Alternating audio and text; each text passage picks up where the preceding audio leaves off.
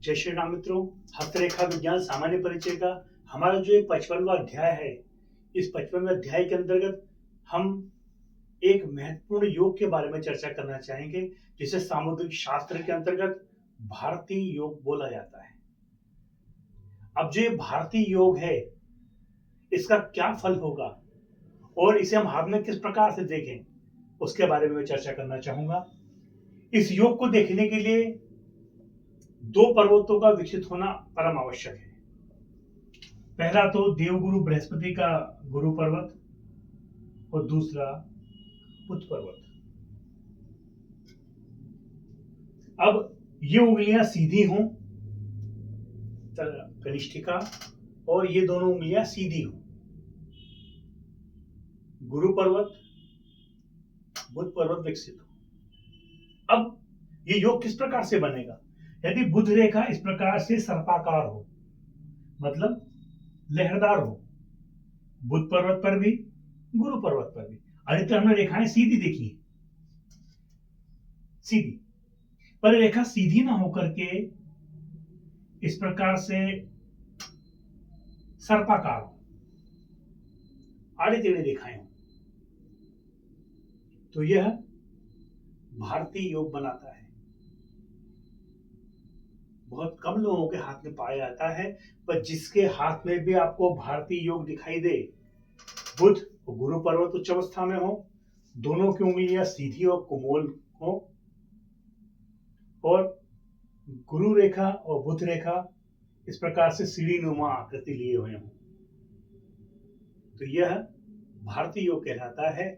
और भारतीय योग में जन्म लेने वाला जातक जन्म से ही कलाकार होता है, कला प्रेमी होता है। ऐसा जातक का हाथ भी दिखने में सुंदर होगा और व्यक्ति स्वयं रूपवान होगा, गुणवान होगा, बुद्धिमान होगा, कलाकार होगा, स्वयं भी कला का प्रदर्शन करेगा, दूसरों से भी कला का प्रदर्शन करवाएगा। ऐसे लोग जादूगर हो सकते हैं और नृत्य संगीतज्ञ हो सकते हैं, पर ऐसे लोग कभी भी व्यापारी नहीं होंगे। परंतु ऐसे जातक जो हैं बहुत धनवान होते हैं, और सामुद्रिक शास्त्र के अंतर्गत इस प्रकार के जातकों की कुंडली में देवगुरु बृहस्पति और बुध निश्चय अपनी उच्च अवस्थाओं में होंगे। अर्थात बुध जो है वो कन्या राशि के होंगे, देवगुरु बृहस्पति कर्क राशि के होंगे। तो यह जो योग है यह अत्यंत फलदायी होता है। ऐसा जातक बात करने की विद्या में बड़ा प्रवीण होता है, जिसके सामने भी बैठ जाए, जिससे भी बात करना चाहे, उसका मन मोह ले। पर एक कमी इन जातकों के अंदर होती है, इनके विचार कभी स्थिर नहीं होते हैं, नेत्र बड़े चंचल रहते हैं, हमेशा मुस्कुराते रहते हैं,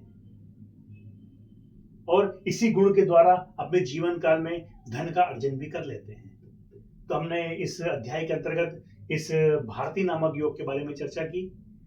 तो यह योग जिस जातक के हाथ में होगा वह अत्यंत ही शुभ फल प्रदान होगा, और समाज का, घर का कुल दीपक होगा, सभी की सहायता करने वाला होगा। परंतु ये योग तभी बनेगा जब बुध पर्वत और गुरु पर्वत दोनों उठे हुए हों।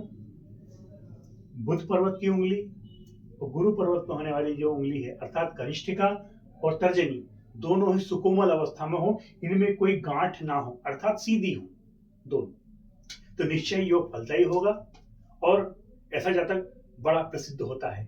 इस अध्याय में हमने इतनी ही चर्चा करते हैं। तब तक के लिए भैया जय श्री राम।